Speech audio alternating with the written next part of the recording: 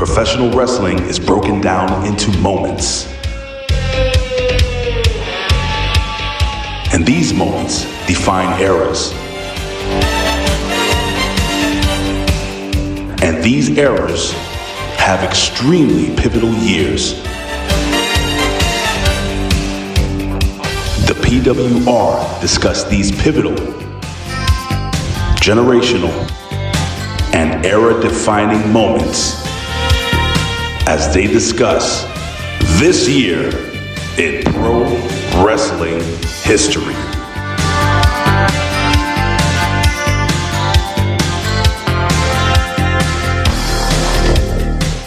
What is going on there, Reflection Knights? What is going on there to the Vito Whites, the Hami Knights, and the probationary solitary confinement PWCI? What is going on? And TW, little bad news, no kind of epic changes to the subscriber list. It kind of leveled off a little bit. It was 157, and then Colin White's song came out there and made it 158 again. So we're still at 158 subscribers on the Professor's YouTube channel. What is going on to the Magnificent 70, Elite 8 to 99? You know who you are. Again, with the YouTube channel, the shadow banning and all this stuff, because I'm not trying to make any money, but you know what? We got some lurkers out there. They're afraid of the Pro Wrasslin Reflection podcast. They're afraid of it exploding because I'm not trying to monetize anything, but they're trying to take away from all the nostalgia. They're trying to take away for all the Reflection Nights. So we got to band together and make it grow to get it to 200 subscribers and beyond and all that spiel. And shout outs to all the Reflection Nights who are digging out of 20 feet of snow to this day right now, because again, the bomb cyclone of 2026 has happened in the eastern seaboard, all the way up from Maine, all the way down to Virginia. You are going through a foot to maybe 2 feet of snow right now as we speak. So you know what? Makes me wish I was still in California, but you know what? I had to come back from the island to get back to the snowstorm here, but neither here nor there, because we always persevere. The East Coast always perseveres with 2 feet of snow. All it is an inconvenience for the first day and a half, TW, and then we're like, you know what? Who the fuck is gonna shovel all this shit? I gotta get to work.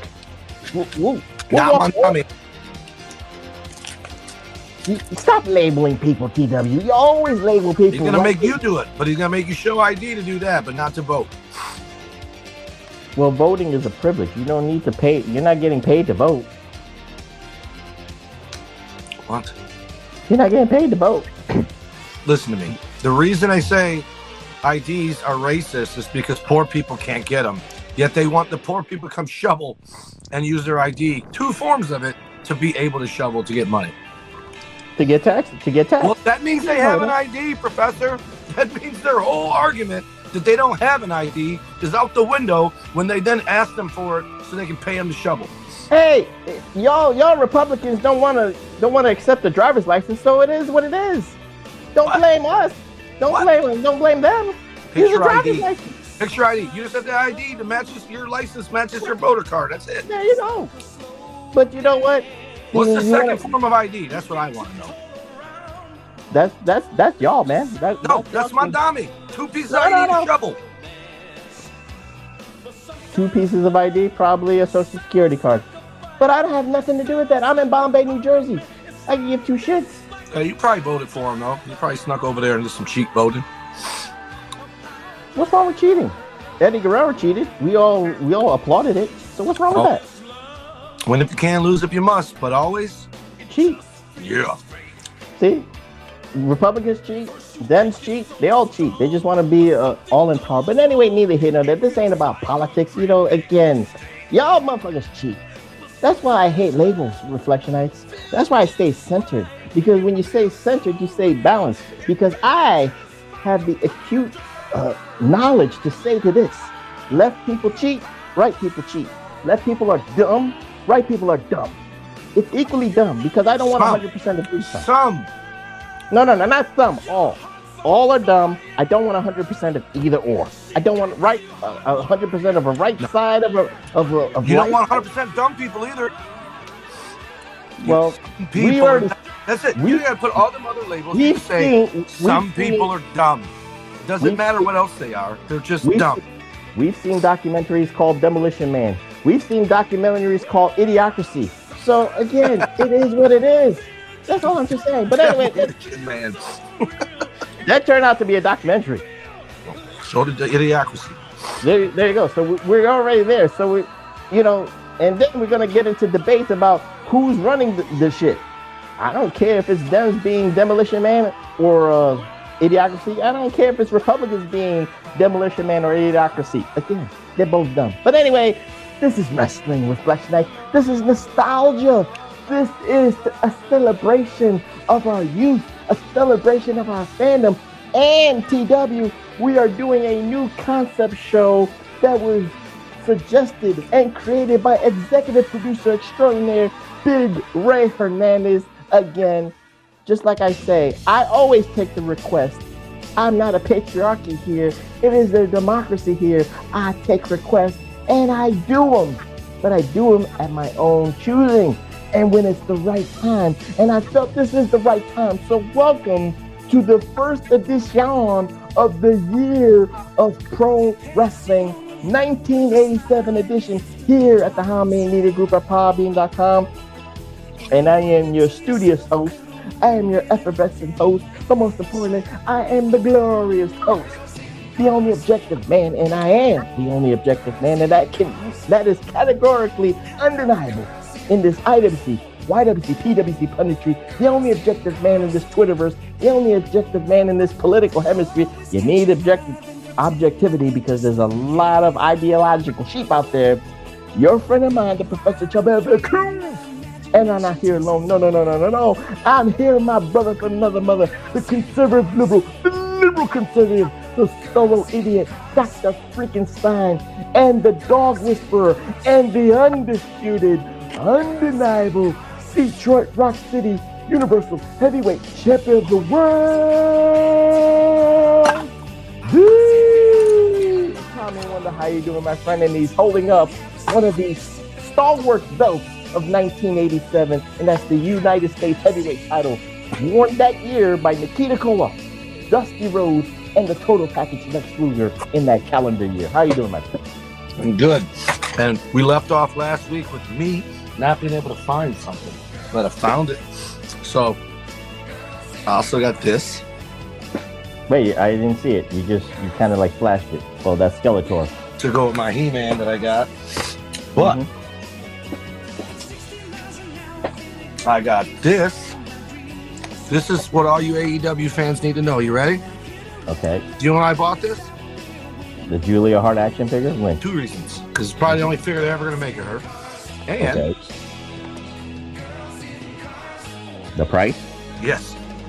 What does it say? $2.99? I thought it's $3.99. Oh shit! And I bought that. But I also bought this. Are you making fun? It's $3.99 or it's a bargain? They're supposed to be $23. Okay, I'm just saying. I got this guy. Because I needed that belt. Because I have all the other AEW belts, but I don't have this one, which I didn't think is a belt anymore. I'm maybe unified it with something else. Well, that's the international belt right now. So the same belt? No, it's a different belt. The unified belt is no more. They split the belt. It's that same belt. That's the international belt. Okay. That's the same belt. The thing I could not find. My pride and joy.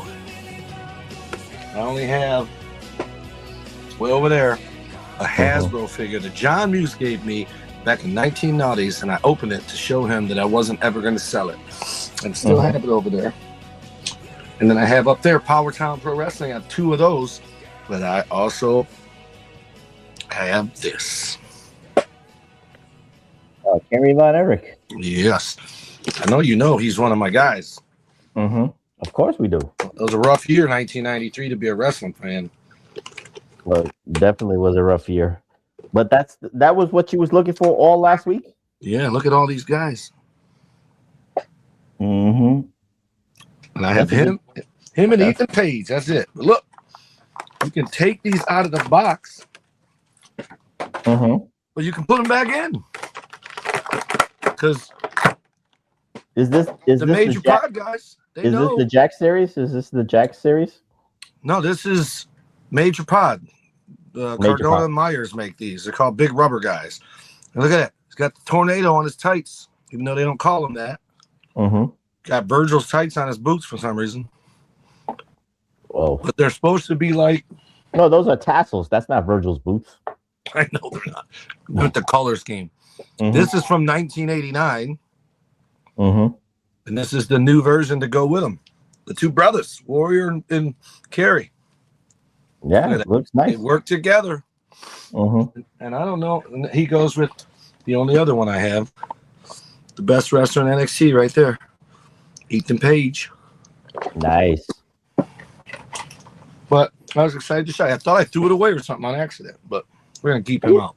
Of course you didn't throw it away, but I'm glad that you found it after all. You know, there was a bet. There was kind of like this pool, and I lost. I think it was between me and Josh because Josh was like, is TW going to find this?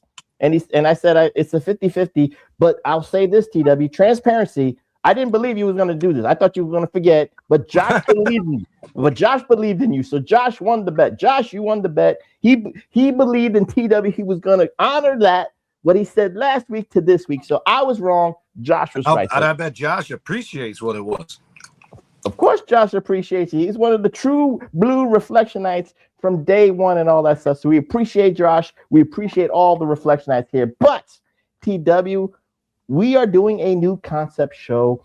We are doing the year in pro wrestling. And, you know, Ray kind of like suggested the first debut of this concept show. We should talk about the peak of wrestling, the peak of our fandom.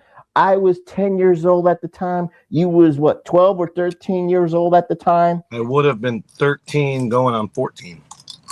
13 going on 14. And that is 1987. And TW, that was the peak of wrestling popularity. We were already at the peak of the Rock and Wrestling Connection. But more importantly, from the WWF side with their expansion, Reflectionites, I'm not going to talk about all the business because if we talk about the business, it's kind of depressing, TW, to see how WWF rose to national and then worldwide dominance while the territory suffered. But at our young, you know, childlike ages of 10 and 13, 14-year-olds respectively, we were so spoiled with options. We were so spoiled with a lot of wrestling. We're talking about WWF wrestling on the weekends. We're talking about TBS with NWA, World Championship Wrestling on Saturday night, 6:05, the staple, the blueprint, and one of the number one shows, one of the top shows of cable TV in 1987. Let's not forget, if you had cable in the early stages, TW, you was blessed with ESPN and American Wrestling Association. If you had the UHF, stations on your TV, Reflectionites, you was blessed with finding a reception for world-class championship wrestling and Universal Wrestling Federation, TW. And that was on ABC in Detroit. There you go. Sunday afternoons. And let's not forget, you could not be a hardcore wrestling fan or a wrestling fan in general, TW, without having at least a collection of the Bible of pro wrestling, and that was the Pro Wrestling Illustrated, because Bill Apter was a part of it. He had the photographies of all the NWA shows, all the world-class shows, even though he was kind of banned out of WWF shows because Vince McMahon is a petty motherfucker. But then again, neither here nor there. But he still had those pictures and shit like that. So TW, before we even talk about our memories, we'll talk about a lot of organizations. We'll try to give this this is a concept, TW, so we don't know where we're going. So we're going to freestyle it as best as we can, but I try to give the kind of like the overall logistics. What say you about 1987? Do you agree with the professor that this was the peak of popularity of professional wrestling? So, fun story. I was watching this thing last night with Tony. It was this guy's he's got a YouTube channel. I think he's called himself the Doc of Rock, and he does interviews and stuff. And he was doing the top not hits of a certain year, and he described the song, and I said that would be Rocket Queen by Guns N' Roses. And if you don't know, while they were recording it, Axl Rose invited the chick that their drummer Steven Adler was dating on again and off again over, and then above the recording studio put it to her, and you can hear it, and it's in the song, and it's the reason they don't ever play it on the radio, because you can hear them. And Adler got mad, they almost killed each other, all that. So I said to her, wait. The song was banned because he was having sex with her, and you could hear it? It's picked up in the recording while they were recording the song Rocket Queen. That's a hit. I don't care what they say. That's a hit. That should have been a hit. I'm sorry. Oh, it is a hit. It's on what arguably is the greatest record from 1987, Appetite for Destruction. And I looked at Tony, I go, that's 1987. That is my favorite year in music. It is my favorite year in wrestling. It's my favorite year in general, to 92. And I would argue that wrestling, probably a little before 87 and a little into 92, it's the same peak time for me. And so 87 is a great year in music, great year in wrestling. And as you know, my favorite promotion of all time is the UWF, which is funny because I went to WrestleMania 3, which is early 87. That made me a fan for probably a little bit over a year, because I wasn't there for WrestleMania 1, but I was all in by WrestleMania 2. So I think I started in the fall of 86 is when I got into it.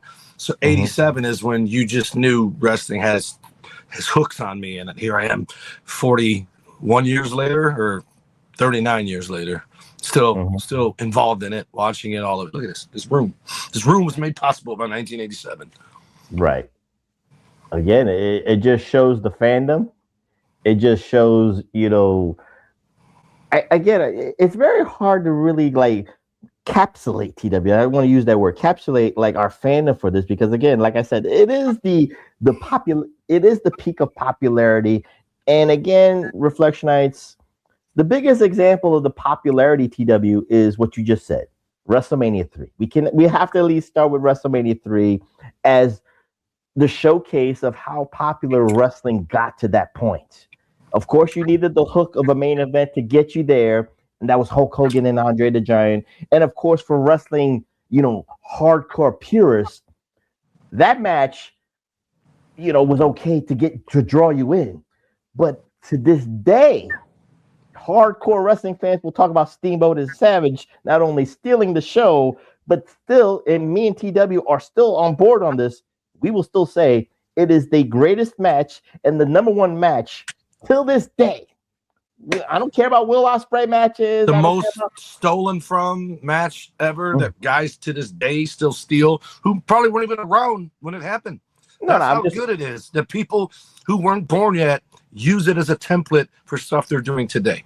It is a template, because of Steamboat Savage, Chris Jericho had the fever to go into wrestling. Lance Storm had a fever to go into wrestling. Again, people like Bret Hart and Shawn Michaels believed they could be main event caliber stars because of that match that stole the show. But again, we're not talking about the matches, TW, but again, 93,173 people, the indoor attendance record. No one thought that professional wrestling could do that. And let's be clear, Reflectionites. Pre-1987, there was wrestling shows in stadiums. This is not the first stadium show. WWF was doing stadium shows at Shea Stadium in Queens, New York. They just weren't full. A year before that, WWF did a show in Toronto, Canada, with Paul Orndorff and Hulk Hogan in the big event. The big event. I think it was Olympic Stadium in Toronto or Montreal. Neither here nor there. But it was Toronto, and I believe it was where the Argonauts played. All right, but neither here nor there. But you get what I'm saying, TW. Yeah. There was stadium shows, and again, World Class Championship Wrestling did stadium shows at Dallas Cowboy Stadium just to show. But for some strange reason, TW, why I call this the peak of professional wrestling, everybody goes back to what WrestleMania 3 represented. if 93,173 fans could file into the Pontiac Silverdome, that meant wrestling. Like you said, you got hooked into wrestling. What say you about that? Because again, it is an accomplishment for the WWF, but it's also, let's just say, validation to be a wrestling fan because of WrestleMania 3. What say you? So it's almost a blessing and a curse, right? Mm-hmm. At the time, people still thought it was real, but it was lowbrow. It wasn't like boxing. At the same time, you got Hearns, Hagler, Sugar Ray Leonard, Duran. You got all these guys that are little on top of it, right? Like they're little dudes. They're the light heavyweights, or even smaller than that. They're on TV every week, and HBO boxing or whatever was born around then. Boxing was it. Uh-huh. So if you want to get depressed about wrestling, you get depressed about boxing, because MMA pretty much did them both then. But for me, when people, just a layman, just someone who doesn't watch wrestling, there were two things that made it work. One, and it's what I miss now, before it was just WrestleMania. So you almost had a year to build it up, right? Uh-huh. But then they added Survivor Series, SummerSlam, and Royal Rumble. So you had the big four, they call them. Right. So you basically got a quarter of the year, which I think is enough. And they still kind of try to do that by pointing at the WrestleMania sign after the Royal Rumble, but it still feels hot-shotted, if you will. It still feels rushed. It feels, whereas Hogan didn't have to wrestle that whole time. He just did talk shows and interviews on the news and all that. Andre didn't do nothing. All they had to do was show a picture of him. So if you're just sitting at home, because Vince told this story, because he put it on TV, he put it in magazines, he put it in Sports Illustrated, had Hogan in 86 or 84. Was it 84? But he did 85. It was 85. Yeah. So you got all MTV, you have all these different outlets that are showing you wrestling. So even if you're not a fan, it's crossing your eyeballs, right? Mm-hmm. And the second people look at it and go, damn, those are some big boys. Like those are two monsters. And it at least piqued people's curiosity. And back then it was closed circuit TV, right? It wasn't pay-per-view yet. Closed circuit still was there, but pay-per-view was in its infancy, if you will. But I'm saying most people would have, I mean, I guess you could have, I didn't have cable in 87, so there wasn't a chance for me to rent it, but we had to wait for VHS. But it's funny. No, it's funny you say that. Keep your thought. But again, the beauty of 1987 Reflection Nights, if you cannot understand this, closed circuit was still a thing.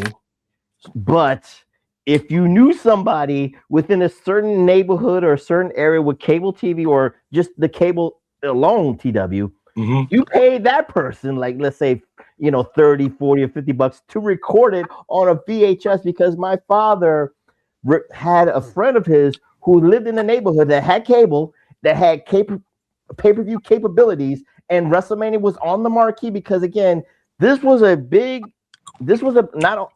of the biggest gambles of Vince McMahon's financial career.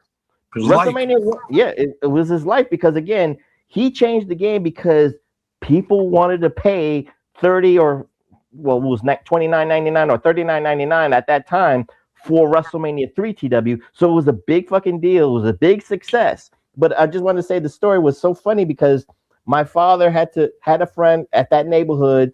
He paid him, like, I think $20 or $30 to record it on the VHS. So when WrestleMania ended, like at, let's say, 10 o'clock or something, my father drove to the neighborhood to get the tape, and we started watching WrestleMania 3 at midnight. Right. We were so, and being kids and being 10 years old, I was so fucking scared. I didn't even want to hear, like, I didn't want to go on the sports channels or the sports machine to even get, like, that kind of, like, spoiler. Right. I waited, and then we got the WrestleMania. We saw it at the midnight, and then when Hogan beat Andre, we're like, yes! Right. But that's what you're talking about, the fandom. It was like we were so encapsulated with it. We were so into it. We were so invested into it. I'm sorry, Tita. I just wanted to give that because, again, a lot of people could relate to that because you was in areas, there was areas of people that had cable TV. I didn't have cable until in '89. So we were looking for those friends that had cable. Right. So it was we rented it from the grocery store, and it would be 3 months after the event. So you already knew what happened, But only if you, because obviously if you're watching that, you're watching Superstars and Challenge, right? So, but the reason I say it's a blessing and a curse is because you needed larger than life guys. Like if that's, for example, let's say they showed Ricky Steamboat and Randy Savage on everything. Savage maybe catches your eye because of the flamboyant gear and everything, but people just look at it and go, that's wrestling.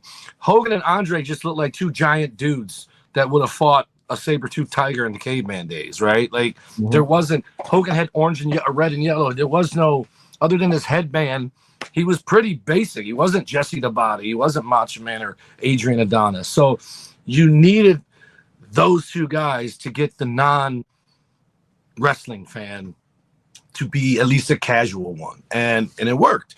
And it was the reason that we're talking about wrestling today. Had it not worked, it'd be the reason you and I never met, because wrestling would have died that day. At least it would have went back to being carnivals, and Ric Flair would have been, I can still do the same bullshit I do every town I wrestle in. So, because there was no recording and all that. But the silver lining of it was, the curse is Vince kept that mentality of it has to be big guys like this. It has to be larger than life. It has to be, these behemoths. So the average guy thinks they get their ass kicked by them, right? But the match that stole the show was Steamboat and Savage, which planted the seed that unfortunately took 4 more years to happen in 92, or 5 more years, when they finally just said, all right, we got to try something new. And they put the belt on Brett, because they put the belt on Brett, which obviously you needed Flair to do that, because he's the transition from Hogan to Brett. You know what I mean, as far as size. And then Brett, Shawn, ironically, 87 is the year of Kurt Hennig. That is AWA, is the Kurt Hennig hour for the year of 80. It was on his last leg, but Kurt was the guy. Right. So he's stealing the show for the 30 people that are watching AWA, and Steamboat and Savage are stealing the show for that. You still have Rick and guys like Tully Blanchard and Arn Anderson, and even though those guys were stocky, they were still short. They weren't 6'9", 300 pounds. So all of it, 87 is the reason everything worked, and you put all them eyeballs on WrestleMania 3, and it spilled over. And 87 is the year for me where now I'm a year in where I'm basically just WWF guy, because I don't know how to watch anything else. But like you said, UWF's on ABC. If I get channel 38 in from Ann Arbor, now I can watch what they call worldwide NWA for an hour, and then a replay of UWF, which is probably what you're talking about, that if you can get the channel in Jersey, you get it on there. I just got a replay of it from the stuff that I saw. It was on Friday nights. I used to go to the bowling alley with my mom. It's how I met my best friend Shane, who eventually I'd marry his sister and had my kids. I almost stopped going to bowling because I wanted to stay home and try to watch Worldwide and UWF. And that's how I finally got to see Ric Flair. And he, like I said before, he's always be wrestling Ricky Morton or Hawk or one of the New Breed or somebody like that. And it was just, it was a great year to, first of all, already be watching.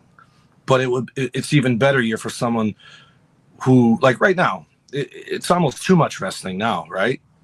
But you can turn on wrestling any day of the week. But it's overkill, not about like of wrestling on TV. It's an overkill of the same style. There's no variation. But what I'm saying is there's something for everybody. If you don't like WWE, obviously those people are all AWA, AEW. I get there's options of organizations today, TW. Don't get me wrong. But I'm saying there's no options like you're in 1987 because of what you said with Hogan and Andre and Steamboat and Savage. That's the antithesis of options, larger than life and athletics abilities. You had larger than life people. I mean, we could talk about 1987 TW. How larger than life can you get than the Road Warriors? The best tag team of 1987, the look. Arguably all time. The black long pants, the war paint, the mohawk. That's larger than life, and they kicked your ass. And then you want to get caught in the alley with them, and you wouldn't start a fight with them. You believed them.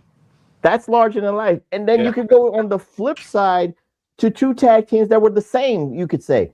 The Rock and Roll Express and the Midnight Rockers. AWA and NWA respectively. But again, you can see the tassels, the bandanas, the tiger beat. and that was the variation for the teeny boppers and shit like that. So you also had the Samoan SWAT team, and you had the Orient Express. You had, you had.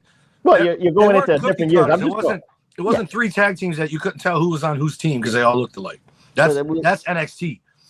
But that's options. But also, like I said, today in 2026 TW, there's no options really because people have not separated themselves because they're so stuck on the work rate. They're so stuck. You know what I think? What's that? I think in '87 people knew their place on the card and it wasn't an insult.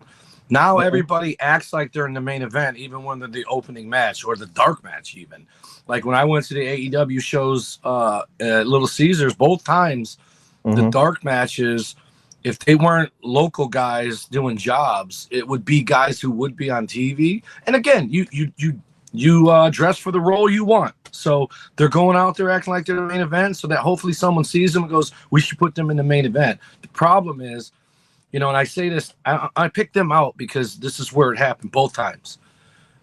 The first 4 matches, they all 4 did the same moves, the same setups, almost the same finishes for all of them. There was no sacred, don't do this guy's move, don't do this guy's move, because everybody does every move. So, but think about it back in the day. Yeah. You could say a move and you knew who the wrestler was that you were talking about. If I said that same, like I'll just say right now, 1987, DDT. Who's the guy? Jake the Snake. 2026, DDT. Jake the Snake. AEW. It's everyone in AEW, everyone in NXT, everyone on Raw, everyone on SmackDown. Every single person does the damn DDT. 1987, super kick. You got options.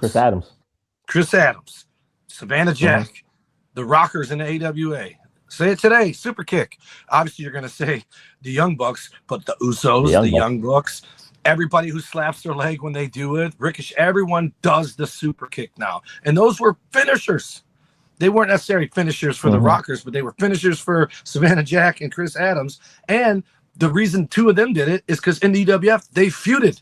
They did it the same way Valentine and Tito did the figure 4. The same reason I think Dusty and Flair did the figure 4. One of them stealing the other guy's move, and then it just became their move because they did it good, right? Slingshot suplex. Who you thinking about?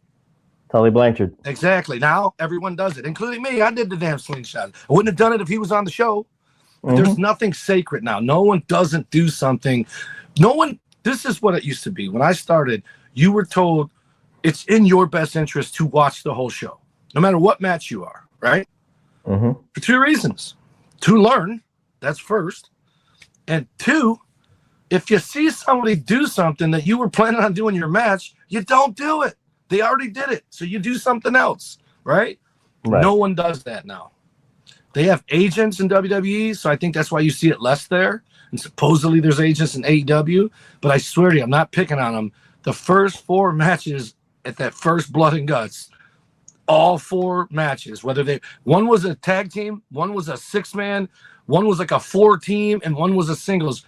They all did the same spots in all the matches. There obviously probably 1 or 2 different in each match, but for the most part, they all did. And it was 2 rings, and WWE would tell you, don't go in the other ring. But what did AEW do? Young Bucks went in the other ring. Nobody else did. So at least they saved it for one guy, one match.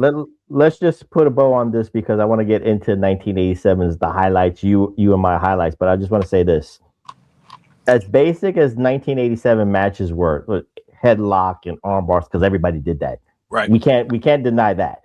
But what makes it different is because of the characters. I'm not interested. You know the difference between Iron Sheik and Outback Jack. Right. You know the difference between Sergeant Slaughter and Colonel De Beers. You know the difference between Dusty Rhodes and Manny Fernandez. Everybody had a different.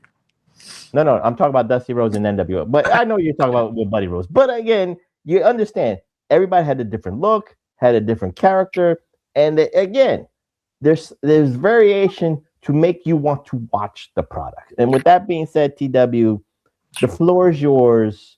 Let's not talk about WWE and NWA just yet. But right? you know what? Talk about why you were so hooked on the UWF and what it offered you in your fandom. What was the highlight of 1987 for you of UWF? So, and it's funny because I typed into Chat GPT, give me some highlights from UWF, AWA, NWA, WWF, right? And immediately, my only problem of coming up with it on my own is not knowing what year it would have been. Like Magnum's accident is late 86, but it affects 87, obviously, right? But the NWA or the UWF for me, and this is something Chat GPT even said, when you watch Terry Gordy versus Dr. Death Steve Williams, it felt like MMA. It didn't feel like WWF, right? And MMA didn't even exist yet. But when you saw it, and I think for me, and I don't know the timeline for when exactly I started getting offended by this comment, and you're going to know the comment. I want to say it was probably closer to 90 when this stuff started getting really, really bad, maybe 89, when everyone referred to the WWF as the circus and the NWA as real sport, right? So I wasn't familiar with the NWA yet. I only knew it from, Christmas parties in 85 and 86 and seeing it on the TV. By 86, I was a fan, so I paid. Actually, even 85, because the Christmas of 85 would have been my first year as a wrestling fan, and then 86 watching WrestleMania 2. To answer your question, that was 1989 because everybody started to call WWF the circus or the clown show because of the comic book character. Right. Philosophy. And they also said people would go there and get lost in the shuffle, which is one of my biggest pet peeves because, again, not picking at AEW, but it's a perfect example of the other. There's people lost in the shuffle on every wrestling promotion, right? Because there's one that has a swimming pool meme, and one of our WWE beloved has already fallen to the bottom of the pool, one Tommaso Ciampa, because you come in as the new it thing, and 2 weeks later, you're not the it thing, and then 2 weeks after that, you're at the bottom of the pool and forgotten about. And that's everywhere you go, including the NWA. But I saw UWF live before I ever saw NWA live, but I read about NWA. I read about AWA. I read about all this stuff. And AWA in 88, once I got cable, midway through 88, I could watch AWA all week long on 4 o'clock on ESPN, and I did. And I'll give you some memories of 87, and it involved the UWF title. Like One Man Gang, when One Man Gang was about to leave to go to the WWF, who beat him for the UWF title? Big Bubba Rogers. And then who got his destiny? Who accomplished his destiny but Dr. Death Steve Williams power slamming Big Bubba Rogers, the Oklahoma Stampede, to become the UWF champion. And technically he was the last legitimate UWF heavyweight champion of the world before Herb Abrams tried to rebrand it again, and that but that wasn't the same UWF. There's no ties to that. It wasn't the same thing. But again, I'm just trying to give you your 1987 hyperboles, TW, of memories and stuff like that. And the great things about 1987 UWF Reflection Nights is, like I said, for me, I saw it with my brother on UHF channel 68. So it was great. It was so gritty because, again, the way they presented they presented, it was gritty. The lights were dim. It was like the Oklahoma City Convention Center. It was Jim Ross and Michael P.S. Hayes on commentary and stuff like that. And then, maybe you get lucky with like a 6-man tag with like DiBiase, Dr. Death, and Terry Taylor against the Fabulous Freebirds. And that's a main event on free. Well, again, you get where I'm going. I'm just giving you an example of good memories like that. You're getting that shit on free TV. And again, when you're comparing like UWF channel 68 for me and my brother, and like you in Detroit with ABC channel 7, whatever the channel was, you're getting that trios match on free TV in comparison to like, Demolition against, SD Jones, Dusty Wolf, and Dusty Wolf.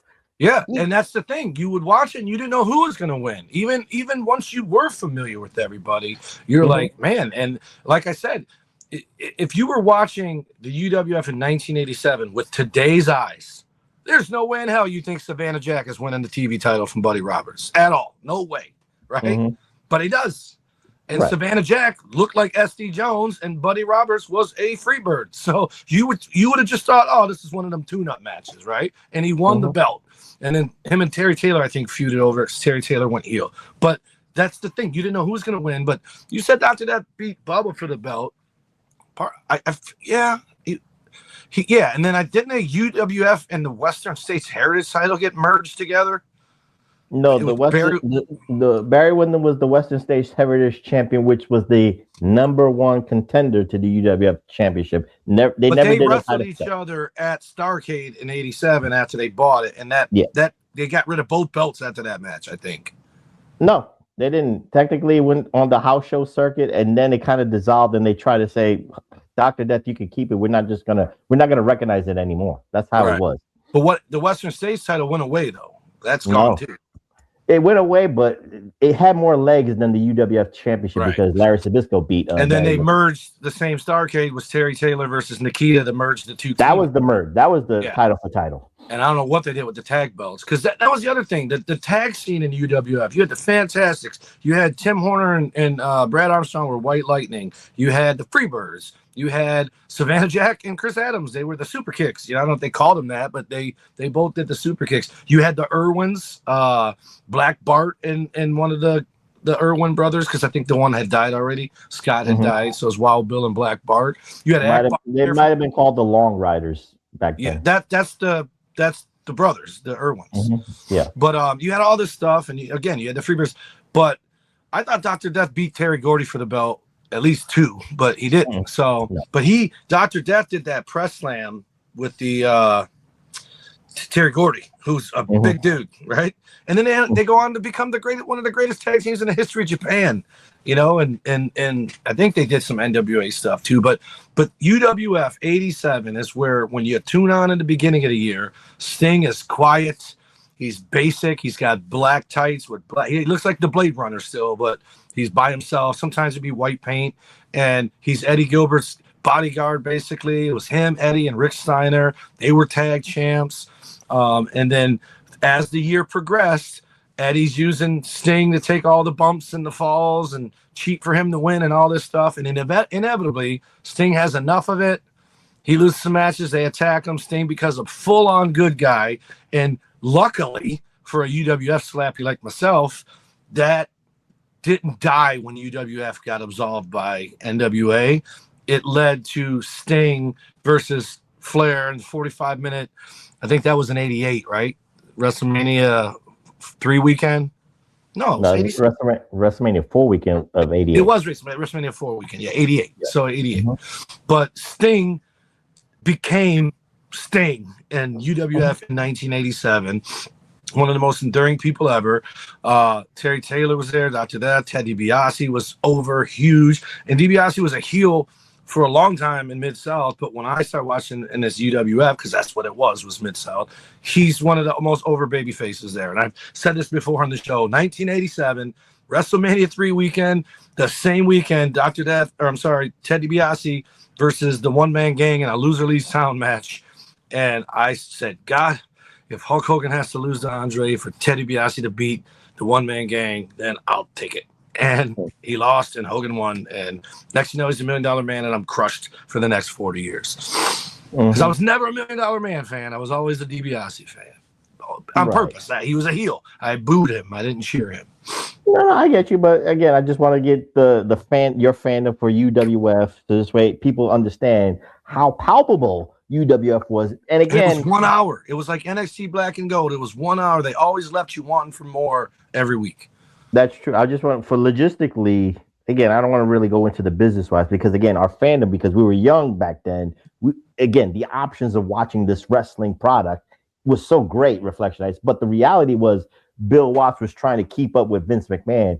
He didn't want to call it Mid-South Wrestling anymore because, again, that was too territorial. That's why he rebranded it to Universal Wrestling Federation to make it feel bigger than it was. But it was not even as big as NWA because Jim Crockett was trying to keep up with the Joneses of Vince McMahon.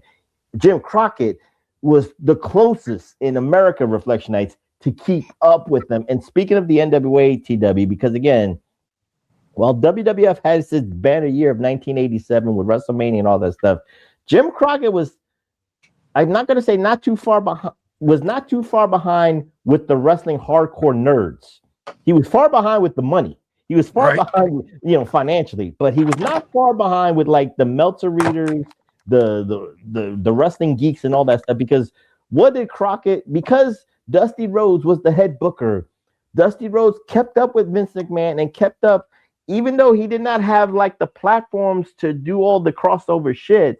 He at least kept the nerds happy. And what happened in 1987? He introduced the War Games, one of the best matches ever in the history of professional wrestling until it got watered down to what TW saw called Blood and Guts. But again, I don't want to dig on AEW because NXT has had some bad War Games and WWF has had some bad War Games. But the best War Games match till this day, this is like my Steamboat and Savage, is the first one.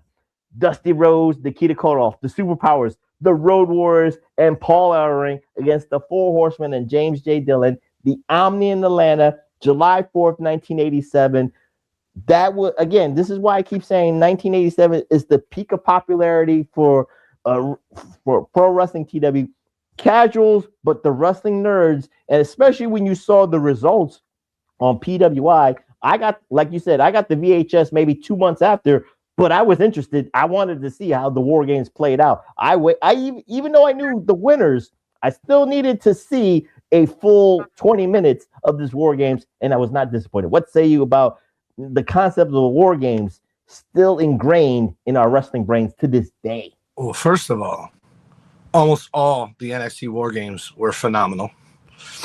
We're not getting into that. One possibly where they added 3 teams. I don't know that I like that one as much as the first 2. Undisputed Era, dude. It's one of the greatest eras in wrestling. But also, yes, 87, good War Games. 88, good War Games. There was some terrible War Games in NWA and WCW too. But yes, the concept of it, great. Dusty also in 87, I believe it was courtside in a fur coat for the Celtics versus the Lakers with Flair on one side and Dusty on the other. So he was trying to get his product out there, if you will, with the and it's funny because WWE always gets the credit for having, celebrities involved in it or being on mainstream, but the NWA gave it a run too. Even AWA had a couple runs. No, you're right. I'm not saying that they didn't try to cross over because again in 1987, I know you didn't. I know you didn't say that. In 1987, no, but a great example of 1987 trying to get mainstream was the Dusty Rhodes Mellow Yellow diet drink or soda commercial that flopped. And let's not forget the world famous Four Horsemen vitamins. That was a commercial. I did forget that. But I didn't forget that. I just want to say that. But Colin sent us the kangaroos. That was another thing. The kangaroos ads with the Road Warriors, Luger, and Sting. That was 1990, and that was me. I sent. Oh, that was 90? Mm-hmm. What was the thing he sent that said to you and me, and you asked him if he was getting jealous? I didn't click on it because I didn't trust it. Oh no, that was an inside joke for all of us. That was it. Oh, I thought that was where it started. Was him sending that, thinking it was about the ruse. No, I invited Colin to come on the show so this way he could talk about his memories of 1987. But again, was he even born yet? I don't know. I know Ray was 30, but I didn't know if Colin was born yet. Well, check his birth certificate. We don't know. He has that long beard. But if he's anything like Bernie Sanders or Gavin Newsom, he probably can't find it. He probably has no idea how to get another one. You got to get your shots in. Go ahead, TW. Finish your thought. Their words, not mine. Yes. But no, NWA. So that's the thing, right? So this is what I was starting to say about the UWF is the NWA had this sport, if you will. And you know who my favorite commentator of all time is Bob Caudle. He made it out like it was worldwide sports on ABC every Sunday. It could be skiing, could be bowling, could be curling. That guy made it out like it was the greatest event that was happening that day. And that's how NWA was. And I think begrudgingly, the UWF was a shoehorn for me to end up being able to like the NWA because tribalism is your favorite word. Mm-hmm. I had to be WWF at all costs because they were the ones getting insulted by the people that liked NWA. But to be fair and to be honest, guys like you and me liked it all.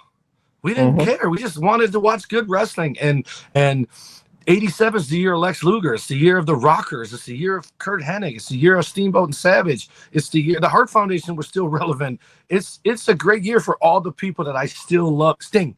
to this day, my four whatever you call it, the Mount Rushmore. No, Sting, but TW, let's keep it on the like again. The memory of '87, at least for what I'm trying to say, is War Games. Let's just keep it yes, on the concept of the War Games because it's again, great because it's got great great concept match. athlete, great like. If you pointed Dusty Rhodes out on the street and called him an athlete, people think you're crazy. But he was the guy. Big Bubba was an athlete. These guys could go. And when you watch War Games, yeah, does it match up as well today with the stuff they're doing in the ring today? No, but it didn't have to because it wasn't today. It was 1987, and these guys looked like they were killing each other. They looked like they hated each other. They looked like they couldn't wait to get their hands on J.J. Dillon. It was so larger than life, man. Like even when the guys weren't Hogan and Andre, you were all in.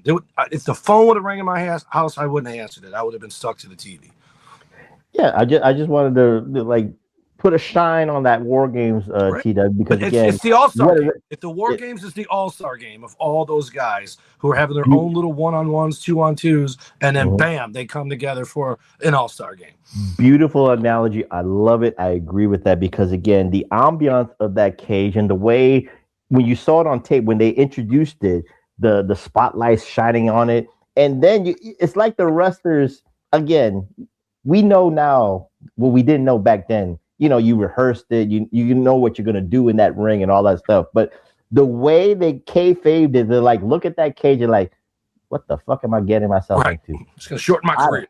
I'm gonna shit my bricks and all that stuff. But again, you can't do that. And of course, we know the Trivial Pursuit question to this: who started the first War Games match? And that was Dusty and Arn Anderson. You can't take that shit away from them. But with that being said, what year was Skywalker match? 86? Yeah. Okay, so that was already around, and that didn't last long.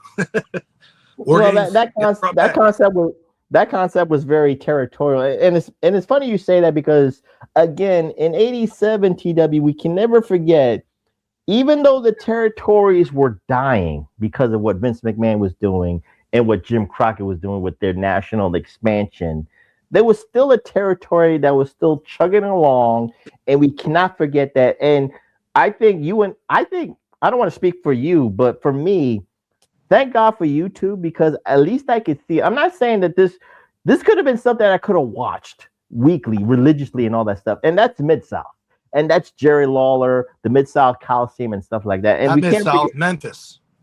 Well, they Mid-South was UWF. No, they took the Mid-South name away from Bill Watts when Bill Watts I did not know that. Yeah, it was Mid-South, but it was also CWA. But again, neither here nor there. But it's where the Rockers met. Right. But the Memphis, I'll say Memphis for you, TW, to make you happy. But the Memphis shows, the studio shows every Saturday. I think they started it on it was like 10 or 11 in the morning. And that shit was not a 1 hour show. I think that was a 2 hour show, but it was a staple. It was one of the highest rated shows in Memphis TV. And that show lasted until like 2000 before, it dissolved itself. They ran weekly, right? They ran weekly, and they ran weekly Mid-South Coliseum shows. Right. So the Saturday show was the hook to get you to buy a ticket for the Mid-South show every Monday. I don't know if they did a Mid-South show every Monday. I might be shortchanging them, but it might have been that big Mid-South show at the start of the month. You get where I'm going with this. But anyway, neither here nor there. But what say you, TW, about Mid-South? And one of the biggest moments of 1987 was Jerry the King Lawler losing a cage match. It looked like a Hell in a Cell match against Austin Idol. People were freaking out in Memphis. Girls were crying because Jerry Lawler lost the hair versus hair match against Austin Idol and all that stuff. I even showed you that match on a previous episode. We don't have to talk about the match. I'm just saying. But their hero lost. And Jerry Lawler encapsulated the emotion of the fans that grew up with Jerry Lawler, that like bled with Jerry Lawler. In the analogy wise, they teared with Jerry Lawler and all that stuff. And the hero lost in the Mid-South Coliseum in front of 8, 9, 10,000 people to Austin. I lost his hair, all that stuff.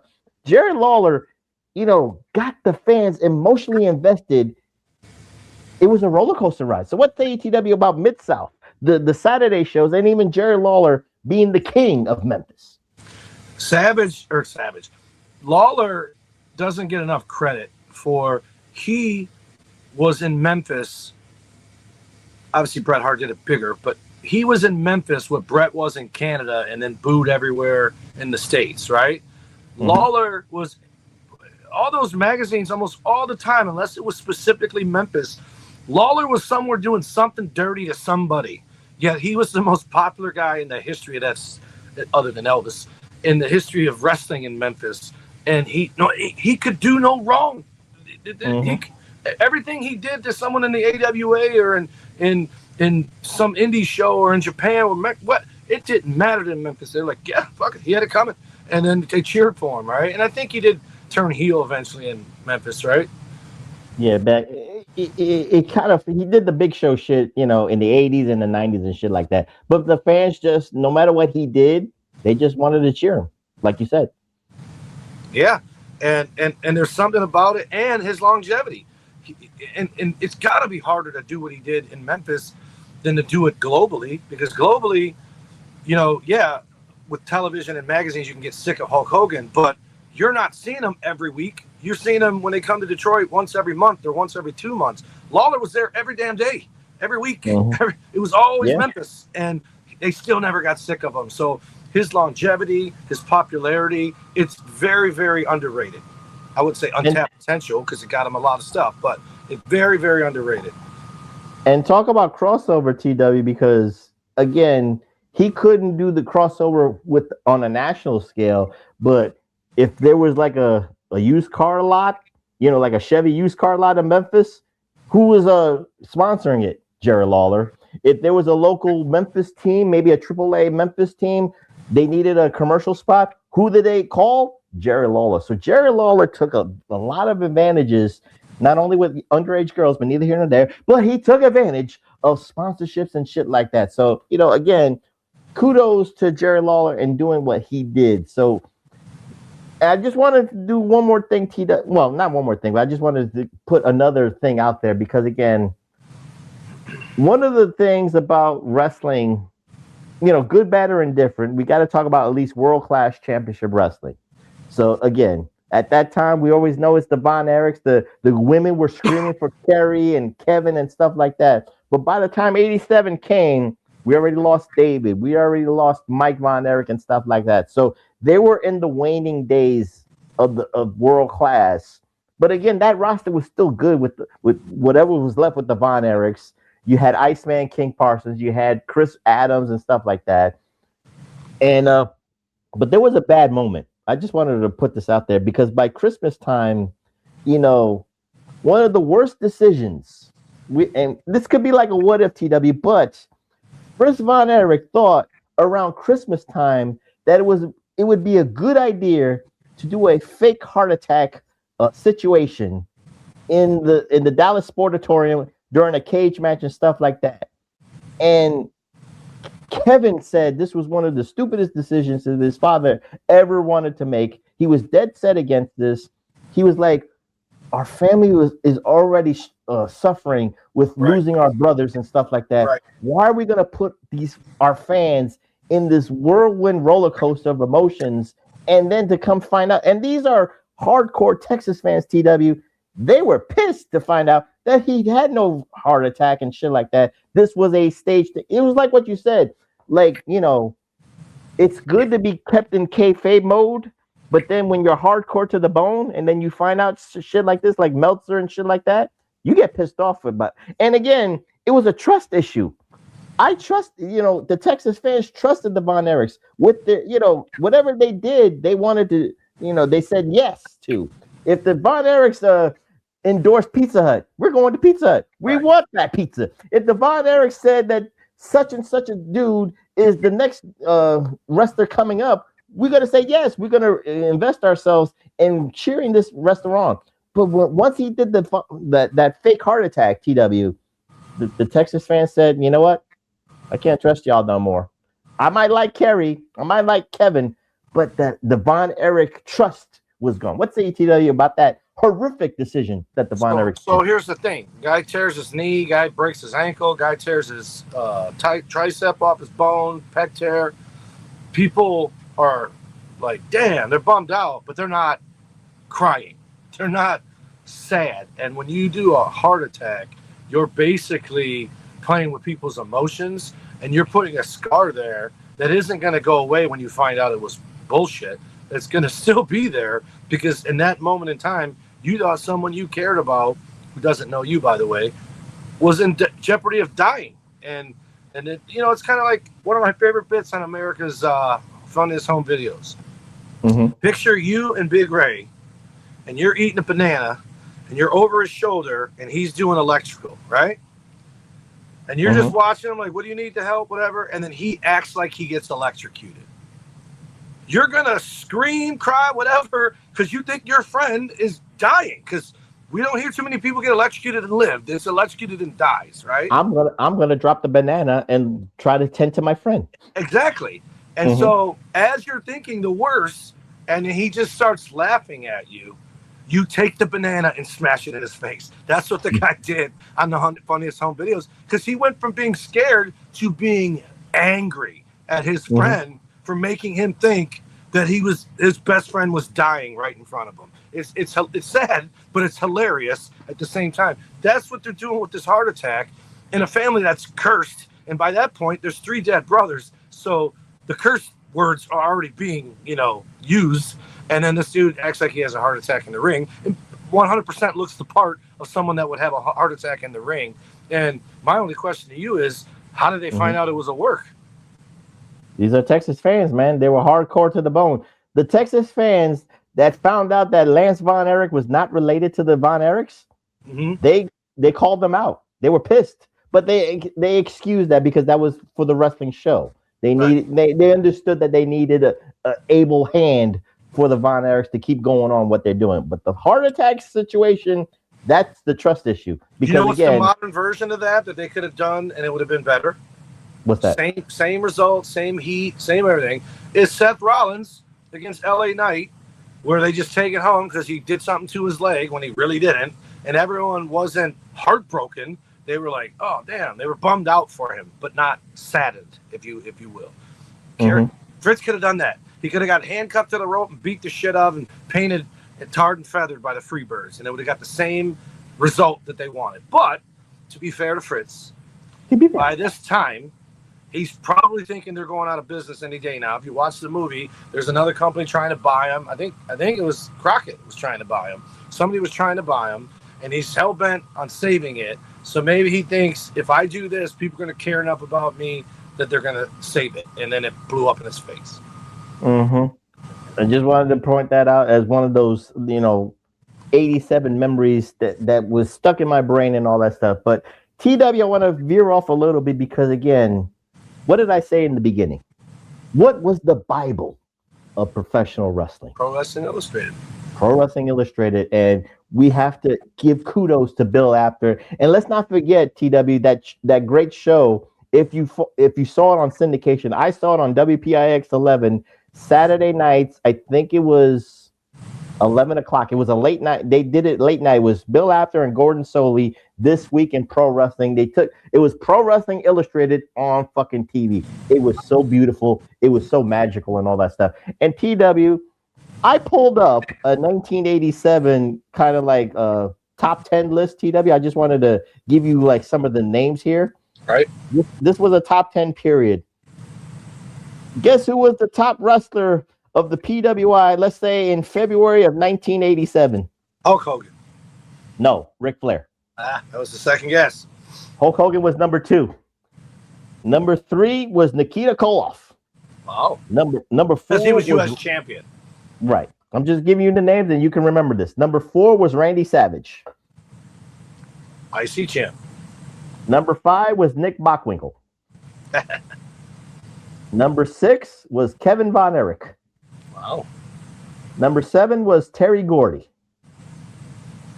Number 8, Ricky the Dragon Steamboat. Number 9, Steve Dr. Death Williams. And number 10, the total package Lex Luger. So TW. Where Lex was. Just giving you those names. This is probably, I think, February of 1987. So this was a top 10 here. But TW, when you picked up a Pro Wrestling Illustrated, like, well, my brother collected that. I'm giving props to my brother. I didn't, I was younger. I was 10 years old. I didn't have no money. I'm not going to waste my allowance money. I let my brother waste his allowance money to buy the PWIs every month. But TW, did you ever, I'm not going to say did you ever get invested, but did you ever get pissed off with like the top 10s? We already knew the top 10s of like WWF, Hulk Hogan's the champion, and then you got the top 10 contenders. But when they did those rankings every month of the top 10 wrestlers, were you like, nah, Ric Flair can't be number one, it's Hulk Hogan, or vice versa and all that stuff? Were you ever invested like that, or did you ever or was that your Bible to like, oh wait, who's this guy? I didn't even know who this guy is. Now I got to look into this guy. What say you? So they would have an overall top 10, but they would also at the bottom have WWF top 10, NWA top 10, UWF, AWA, World Class. They would have top 10 tag teams. That's the one that got me all the time, was the tag teams, because it would always be heavy on NWA tag teams. Unless, Wait, do you want me to read you this top 10 tag team before you spot off? Okay. Guess who number one was? Road Warriors. Correct. Number 2, Heart Foundation. Oh, okay. They were still champs. Number 3, Midnight Rockers. Oh, nice. Number 4, Manny Fernandez and Rick Rude, the R&R Express. Yep. Number 5, the Rock and Roll Express. Number 6, the Midnight Express. Number 7, Barry Windham and Ronnie Garvin. Number 8, the Can-Am Connection. Number 9, Steve Williams and Ted DiBiase. And number 10, this is a surprise, but this is a great example of like, who the fuck are these guys? Right. I gotta find them. Al Madrill and Brian Adidas. So there you go. That's World Class. Mm-hmm. So top 10, 2 WWF tag teams. 2. Well, what makes you mad at that? What makes you? I can't fault that list. That list is actually arguably the greatest match, second greatest match of all time, is the 1987 Tag Team Survivor Series match. 10 teams, 10 teams. But that did not mean that one of the teams on your top 10 aren't even a team by WrestleMania 3. Who's that? Maybe they are. It's not long after that Strike Force is born. Yeah. It was Can-Am Connection in WrestleMania 3, and then Strike Force was born in October of 87. Yeah, they were on the tag team tournament or the Survivor Series match. You got Demolition, you got Valentine and Beefcake, probably. You got the Young Stallions, you got the Killer Bees, you got the Bolsheviks, and you're gonna put Brian Adidas and Al Madrill. You're gonna put Barry Windham and Ron Garvin because they have one tag match. It's garbage. It's absolute garbage. You see this, TW, because you're saying this at your tender age right now of 50. Right, 52. At your tender age of 13 or 14 at the time, you're not mad that it's overly NWA. You're probably saying, yeah, I kind of agree with this. Right. It's a nice top 10 list. I'm just saying, I just want to go there. Go ahead, TW, the floor is yours. No. I'm still mad about Brian Adidas and Al Madrill. Go ahead. But I love that the Midnight Express is on there. I'm happy that the Midnight Rockers are above the Rock and Roll Express. I mean, obviously they went NWA, WWF, AWA tag champs. And I'm going to guess Madrill and Adidas were the WCCW tag champs because they're the only one on there for the list. Or top contenders to it. So, either. Then where's the champs? The champs should be on there. The Freebirds or whoever's the champs at the time. But it's just, but we all know in hindsight, 53 for me, 52 for me, 49 for you. We both know it's because the WWE didn't give access to them the way the NWA, the AWA, and everyone else did. So, yeah, they do a little favor. It's the same reason Meltzer does it to this day. Nobody likes him in WWE. Most people don't like him, period. But they tolerate him in other places because he sniffs their butt, right? So, but the top 10 as far as the wrestlers or whatever, I never got mad when you're rating the world champions and the AWA, the world champions from all three, and that's the only reason Bakowickel's in there. And then you got the US champ, you got the IC champ, possibly the TV champ, which has kind of fallen off since Tully's not a champ anymore by then. But you got those belts. They obviously those are the best wrestlers in the world, right? I'm not gonna with the top 10 singles. Who am I pulling out of there? You know what I mean? So I'm not. And you got Macho Man in there. You got Hogan in there. You got Steamboat in there. I think you said another WWE guy. But it's fair and it's subjective, you know? But one thing they did do in those magazines, I don't know if it was necessarily Pro Wrestling Illustrated, could have been The Wrestler, and I can't remember the sister magazine to The Wrestler. It was The Wrestler and then the Inside Wrestling. Inside Wrestling. One of them, they would explain why they ranked him the way they did. It's because Flair fought 5 times and Hogan fought twice. It was because the NWA tag titles were defended every week for the last month, and the Hart Foundation haven't defended them since Saturday Night's Main Event. But they're not going to make them lower than 2 because they're still WWF champions, right? So they explained the ratings. So it worked for me. But there was still a part of me that was upset by and again, it all led to the whole tribalism for me being defensive of what I watched, because it felt like that was what got slighted the most. So that's why I feel so good to slight AEW on a regular basis, because finally it's not the stuff that I like, which let's be honest, those 500 fans that watch it 100,000 times each, they're the ones sliding to WWE every chance they get. So they got what's coming. Okay, before we kind of like go and shift to the last kind of like memorable thing, TW, I just want to put you on the hook. If you was doing the PWI top 10 right now, who would be your number 1, number 2, and number 3, knowing that CM Punk is the World Heavyweight Champion on Raw, Drew McIntyre is the World Heavyweight Champion on SmackDown, and MJF's the World Heavyweight Champion? How would you rank it in TW's PWI top 10? You don't have to give a whole list. I'm just saying out of those 3, knowing that those are the world champions right now. I would put Punk at 3. Okay. Because I think they're just saving him right now for Roman, and you know, he's done some stuff. I would put MJF at 2. Because I hear about him. Even though I don't watch AEW, I hear about the stuff he's doing. He's still kayfabe. He's got a bright future when he finally leaves the Indies and signs with WWE.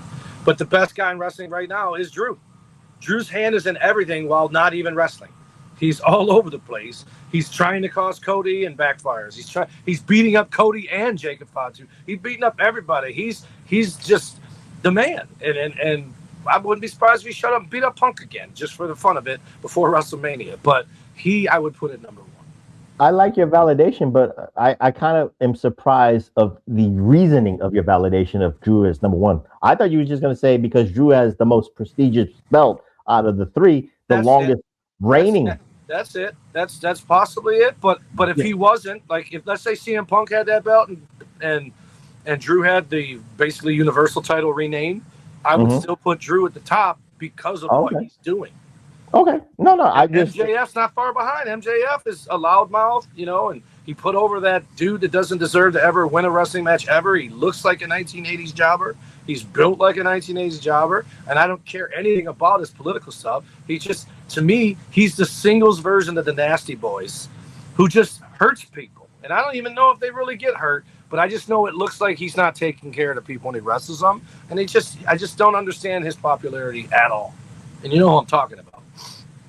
Well, I know what you're talking about, but I'm not going to fall into that bait right now. I'm just saying, I've never liked him from the second I saw him on a TV screen, ever. I know. I'm just saying, but I like your reasoning. I just was surprised about it because I thought because Drew has the longest reigning lineage belts. I wish they unified those. I wish there wasn't 2 champions.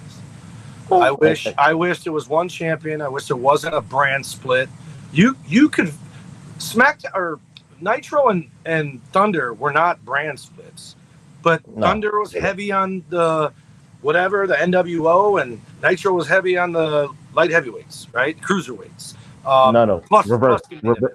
Reverse it. Once they started Thunder, it moved over, but Nitro's draw was every week. It started with the Rey Mysterio versus Dean Malenko match, or Juventud Guerrera versus Kidman. You know, it was the Steamboat Savage of the Hogan Andre last hour of Nitro, right?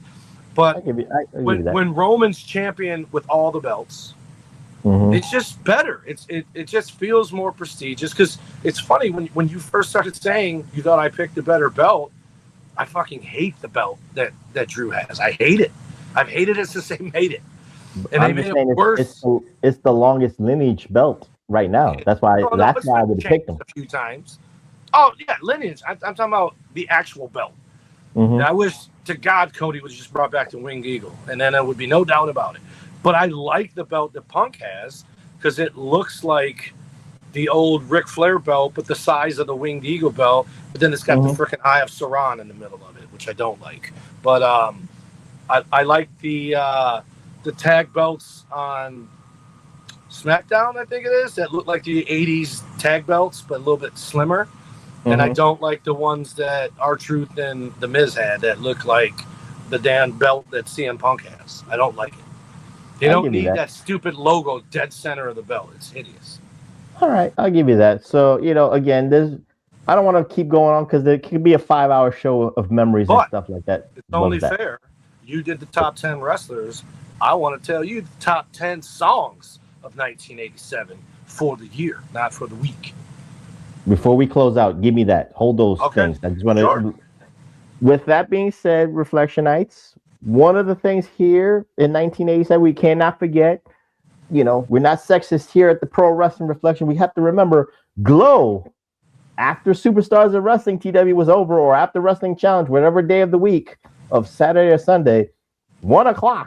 Well, that was for me on WPIX. I got to see Gorgeous Ladies of Wrestling, Mount Fiji, and stuff like that. The Farmer's Daughters and shit like that. Bad Wrestling. We did a show. We did like 2 shows. The most stereotypes in the history of wrestling were on Glow. Yeah, the most stereotypes. But again, because of the popularity of what Vince McMahon did and the expansion, you at least got, like you talked about, options.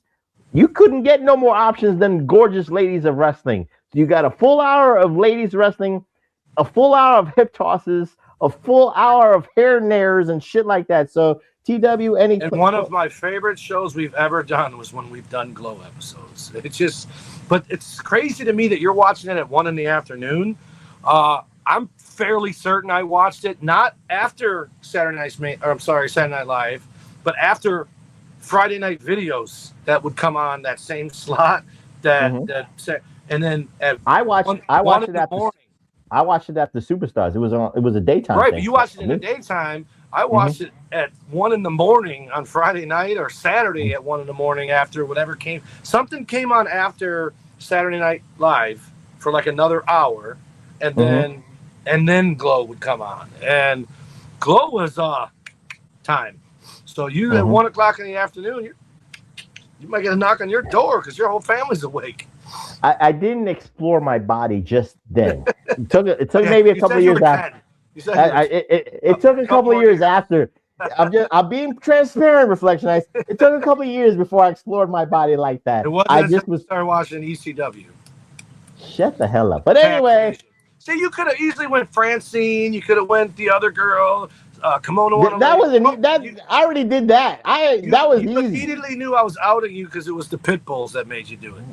Hell no. It was easily them. It was Beulah. It was Francine. But I'm just talking about Glow right now. I didn't explore my body just yet. But anyway, neither here nor there. So before we get into your top 10 of music of 1987 TW, let's just talk about your greatest 1987 memory. And we cannot use Hogan slamming Andre, and we cannot use Steamboat and Savage. So I'll go first, and then you'll go into your top 10. I think because WrestleMania 3 is too easy. So I'm trying to give you a little pivot right now. So I'll go first. I'll still keep it with Andre and Hogan, but not the match. I think what was the best moment of 1987 was the turn of Andre the Giant. It was very well thought out, even though you saw it coming, but the face that Andre the Giant made to Hulk Hogan and took his chin up and said, "Look at me when I'm talking to you," and challenged him for WrestleMania 3 was one of the greatest moments to see on free TV.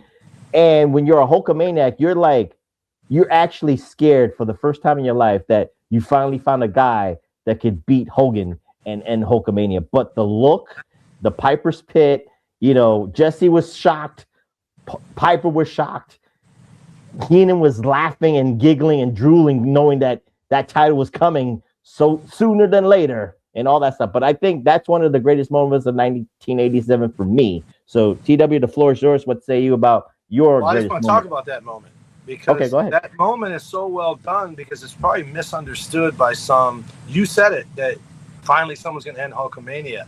Hogan looked sad. He didn't look scared, and I think people thought he looked scared. He looked sad, and you could, for multiple reasons, consider why he would be sad. One, why are you? We're friends. What are you doing? But also, he could be like, dude, I don't want to be the guy to end your streak. Don't do this. Don't do this. Because Hogan was a confident guy. He was a cocky guy. He told Bundy what he was going to do to him. He told Morocco what he was going to do to him. Told Big John Studd what he was going to do to him. He did not tell Andre what he was going to do to him. He was too hurt by the betrayal, and then also in his mind thinking, what I'm going to have to do now to my friend, I don't want to do. It's Shawn Michaels super kicking Ric Flair. Hogan doesn't want to do it, but he ended up doing it. So also, that same episode, this is Dark Saturday for me, or Sunday, whatever day it was. Do you know what happened on that same episode? Heart Foundation winning the tag team titles. Davey Boy had to carry Dynamite to the ring because he was so badly hurt from the match with Orton and Morocco that he didn't even participate in the match, got megaphone early, and it was Bulldog getting beat by himself. It's funny I say Bulldog when we're talking about Bulldogs, but that was a terrible day for me.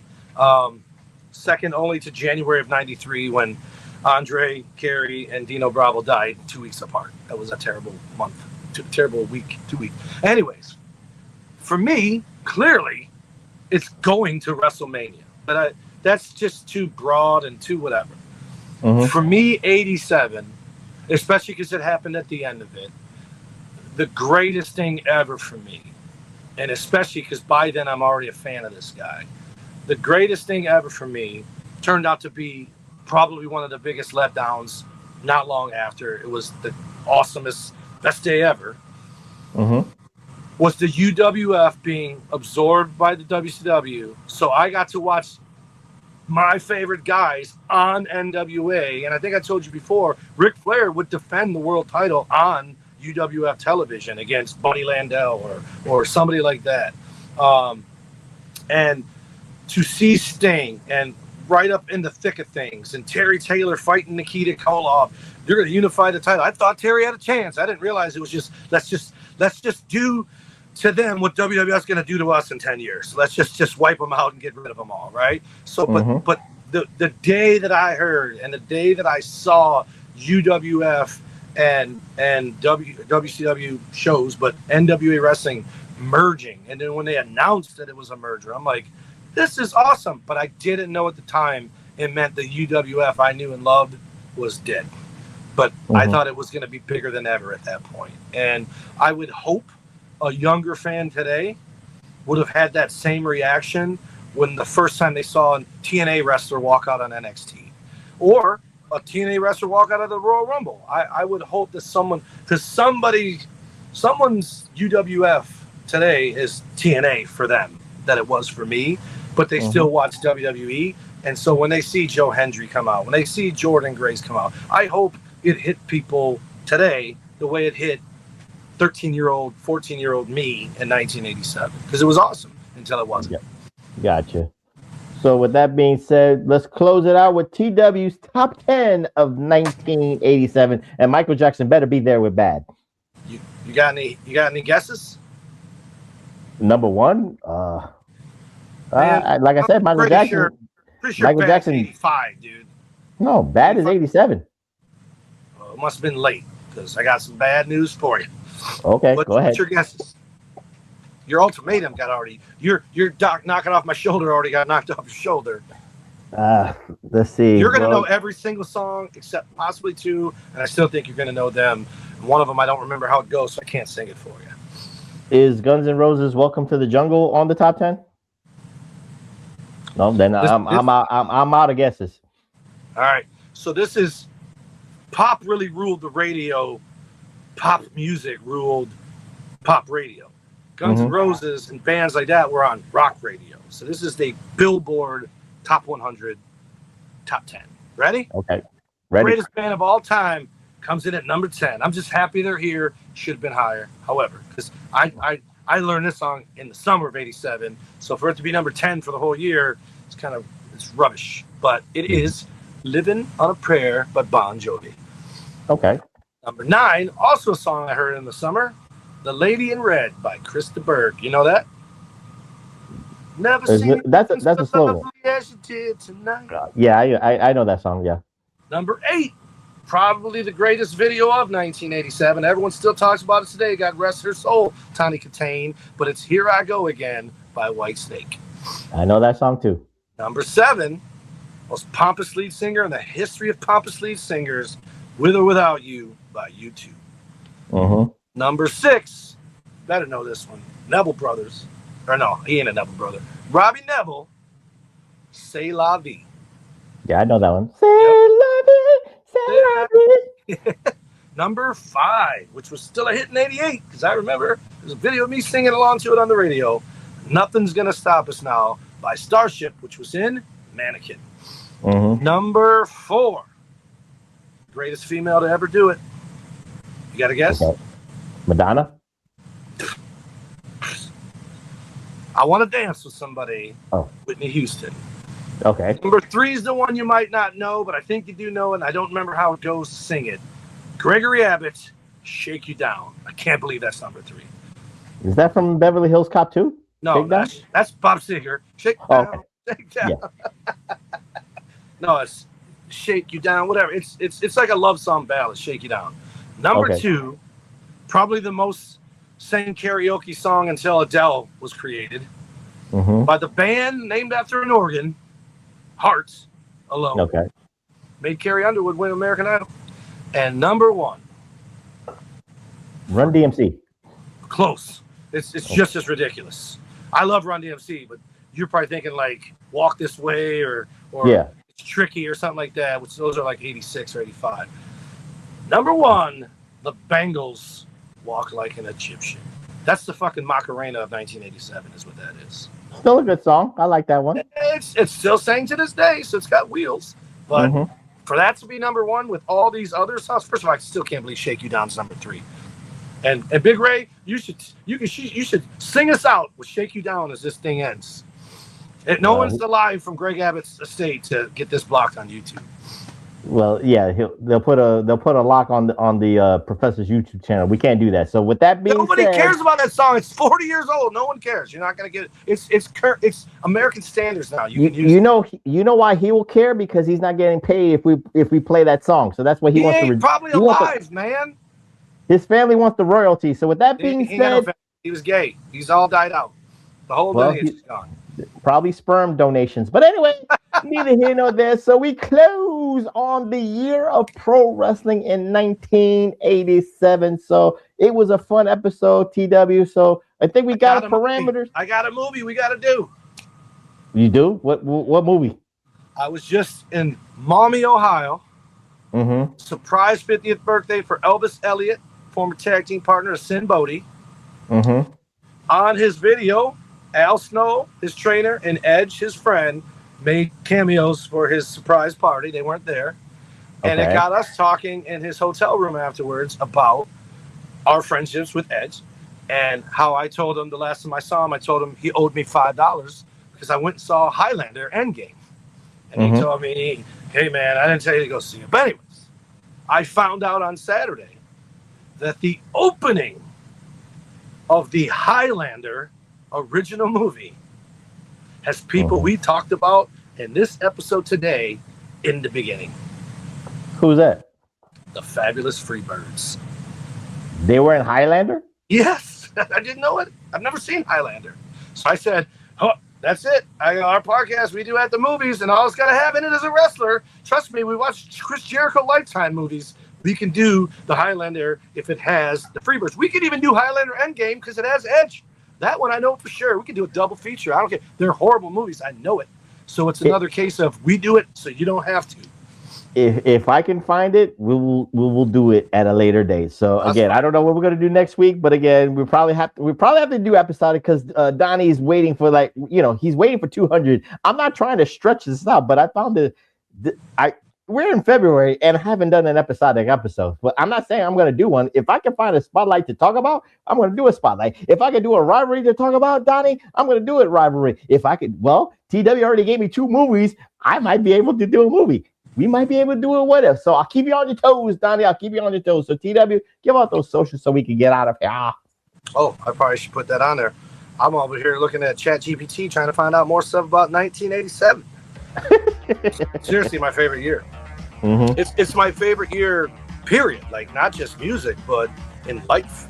So, alrighty, the Pro Wrestling Coalition Network sponsors us at PWC Network at Podbean.com, where you can also find Hameen Media Group at Podbean.com. Our X is at PWR Reflection. Big Ray Hernandez is all over the internet. Right now, he's probably somewhere looking up Greg Abbott's rights so he can play the song out when we end this show. But he's everywhere at Big Ray Hernandez. And every Wednesday, he does the Next Level podcast for NXT Recap. And every Tuesday, does the Raw Recap from the previous night's Raw. Find me on Instagram and X. Oh, no, Instagram and X at TommyWonder19. Snapchat's Number Wonder. Facebook.com/Tommy Wonder. And my other X and TikTok are at the Tommy Wonder. And you can find Big Vito and Noel at the Big Vito brand on TikTok. You don't stop. And you can follow me on my YouTube channel, youtube.com/@Pro Wrasslin Reflection. Let's see if we can get 165 subscribers. You know, we had a bad week, TW, but again, Colin picked us up with 158, so we need new subscribers. So tell a friend to tell a friend and all that stuff. Follow me on my Twitter at PWSOPRF, PWSOProf. Follow me on the Blue Sky at PWSOProf.bsky.social and all that stuff. So again, I'll keep you on your toes for next week, but TW, maybe we might do another year. What was another great year of wrestling for you in your fandom? I don't know about the whole year, but the Wembley Stadium Macho Man or Bret Hart Bulldog Macho Man Warrior, there's got to be some good stuff. Flair winning the Royal Rumble was 92, wasn't it? Mm-hmm. Well, so you got stuff in 92. That's my second favorite year, so it's going to be my choice. Well, you know what? Since Ray's choice was 87, maybe I'd like to do a sequel. We're going to do TW's choice next week. Year of Pro Wrestling 1992. TW, I'm going to give you a week to prepare for the greatest memories of 1992. Are you prepared for that? Yeah. I mean, there's a lot of stuff happening there. Some of it involving this guy. So there you go. So we're going to do a sequel. The Year of Pro Wrestling 1992. And that being said, I'm the professor. That's Mr. Wonderful. The solo idiot, Dr. Freaking Stein, the Iron Stomach one, the conservative liberal, the liberal conserve, and the dog whisperer, and the undisputed, undeniable Detroit Rock City Universal Heavyweight Champion of the world, UWS biggest fan, Tommy Wonder, and UWS biggest fan, saying good night, and we'll see you next time in the year of 1992. Peace. C'est la vie. C'est la vie.